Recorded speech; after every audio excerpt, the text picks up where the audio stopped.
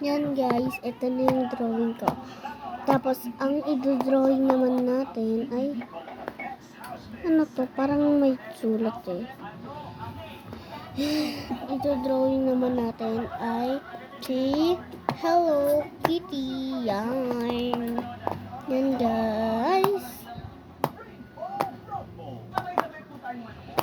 Ito siya guys, oh.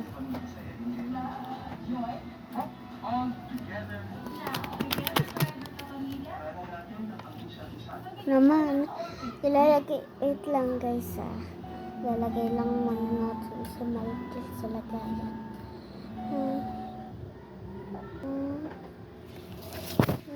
Guys, flash.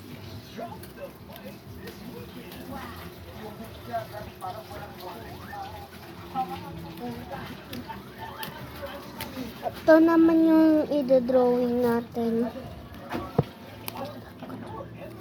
Naman,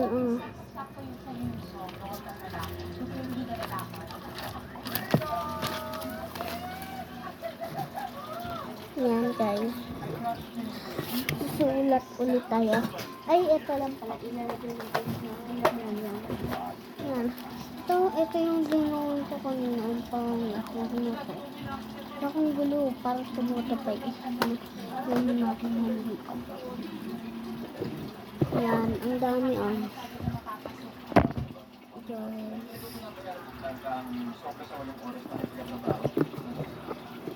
Pagayain natin si Hello Kitty. Kung anong ito po si Hello Kitty. Pagayain natin kay si Hello Kitty. Unahin naman natin yung pagla.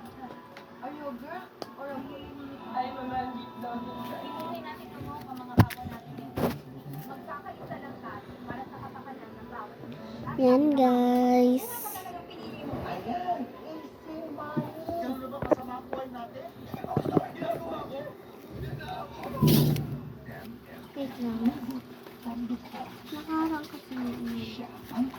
Nakaharang kasi guys yung parang gustong makalakas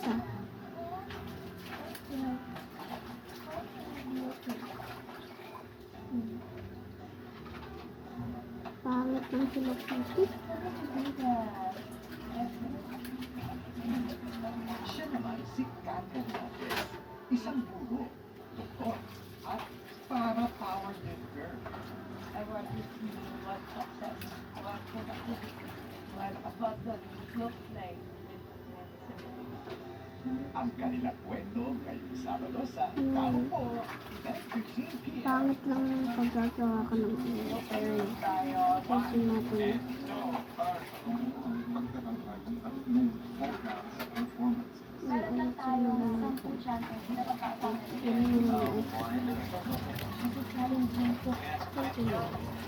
Pero okay lang yun. Tapos, gagamit tayo ng sinugit lang. Testing lang natin ulit natin. Ay, kulitin siya. Ako na yan. Yan, tapos, tayo natin ito.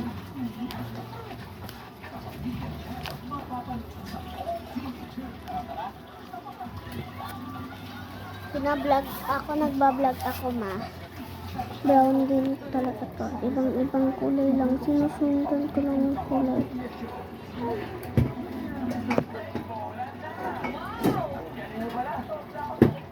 May music ko yan.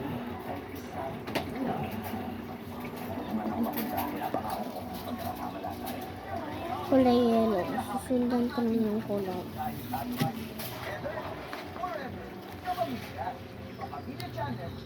Kulay yellow guys. Siya guys. Ko lang lalagyan ng masaya.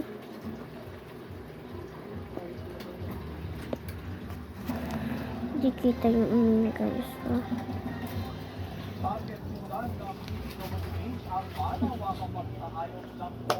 Tapos brown ulit. Pinag-aaralan na rin ng WH kung paano maging sa pamumunin ang napakasirang lugar bago magmahal na araw. Nagpapatuloy Andrea Tamines. Ang pako. Sulit ng tagtala. Tatlo. Oras pa sa traffic. Sulit ng milyong yung One, dumaraan sa Macarlika Highway. 2, 3, Nagkakatigyan sa ganitong kalbar. 1, Sa biyahe pabigo. 2, 3. Ang cute niya, guys. Cute niya, oh. Cute niya. Ayan, guys. Sundan niya natin. Pero ang hirap naman ng katawan. Ito lang yung kaya sa katawan niya. Okay lang. Kasama ang media, mula Gagamitin natin ang bilang dog. paghahanda sa gagawing malawakang rehabilitasyon ng pinakamahabang road network sa Pilipinas. Ayon sa DPWH, simula nung magawa ang Maharlika Highway noong dekada 70, hindi pa nagkakaroon ng malawakang pagsasaayos para sa mahigit 3,000 kilometrong kalsada na kumokonekta sa Luzon, Visayas, Para siyang baby, Mindanao. ang Ito cute. ay Parang total baby, priority guys. gawin ng pamahalaan sa halagang hindi bababa ng 15 billion pesos. Pero ang Dizon, kailangan muna ng master plan para matugunan ang mga ugat ng problema. Tama na niya ang papatse-patseng trabaho na sinubukang habol ng ilang distrito bago siya mag-inspeksyon. Sabi pa ni Dizon, lahat ng Ay, dali lang pala. sa Maharlika Highway Rehab, ang DPWH Central Parang Office na baby ang siya. magmamaso at hindi na nagtitipid ang boto. Hindi ba ang gusto natin? Region statistics na may boto for mga Kamay lang yung kaya ko. ganun naman ang ko naman tayo. Sa Quezon, nakita ni Dizon ang mga bahagi ng kalsadang kailangan na talagang suriblock dahil sira na hanggang ilalim. Pinuna rin niya ang kawalan ng mga emergency laybay para sa mga tumikinig ng sasakyan at maayos na Parang may muscle lang yung natin. Wag ang tamang cross drainage nag-ipon yung tubig sa ilalim. Cute niya, guys. Ito yung melody, ang cute. Pero, ang pangit ng isa niya, ano. Okay lang yan. Kukulayan na natin na color. Gusto nyo lang pala. Tap.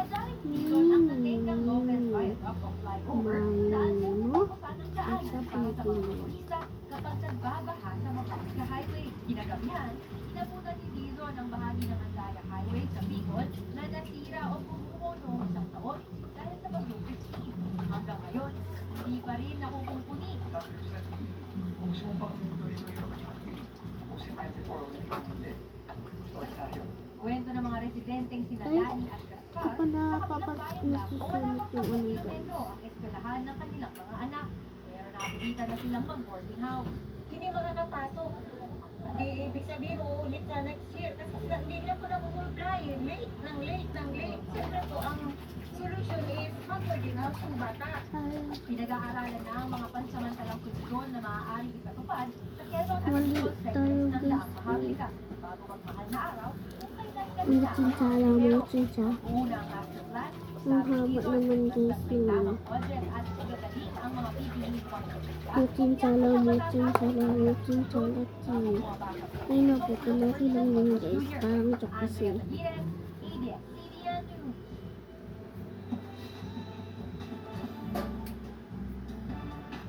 May bago na namang kampyon ang tawag ng tanghalan sa It's Showtime. Nahirapang pumili ng winner ang judges dahil dikit ang laban sa uling kabata ng Suez. Pero isang pares ang nanahig sa lahat. Kilalanin sila sa pagpapatrol ni Ana Perez. Mula sa kahanga-hanga Orange. Okay lang yan, guys. At least nga maganda. sa huling tapatan. Yan po. Okay lang yan, guys.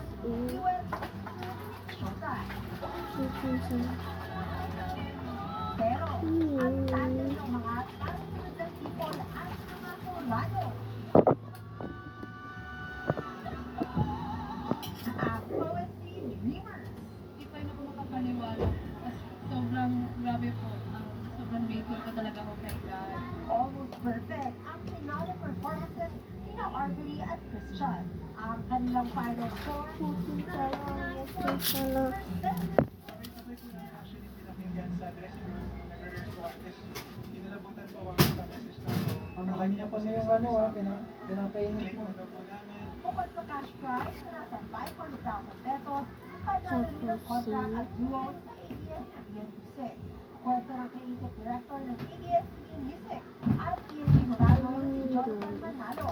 Ngayon pa lang, excited na siya sa magiging proyekto ng dalawa. Pinsan, hindi lang natin ha. Dahil pabili ka na ng music sa ba? Pinsan lang natin. Yung mga nilalagay nilang songs under ABS-CBN Music will be OST ready, soundtrack ready. Nakuha naman ni Jeza Sian ang second place na may score na 95.6, habang third place si Mark at JR na nakakuha ng 95.4. They come back stronger every time. Nakita natin na nag-grow talaga sila every time na nandito.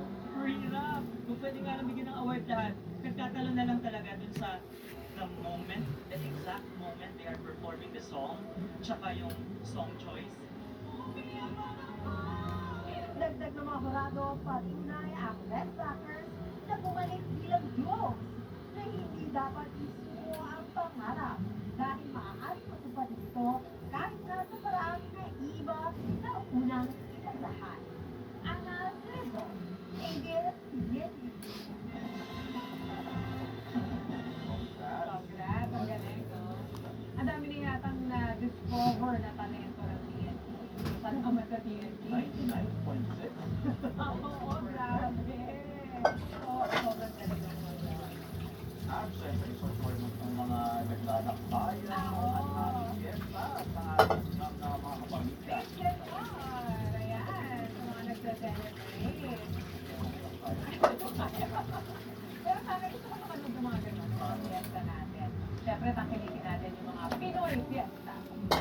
At yan po ang mga balitang kakalap. Bye guys.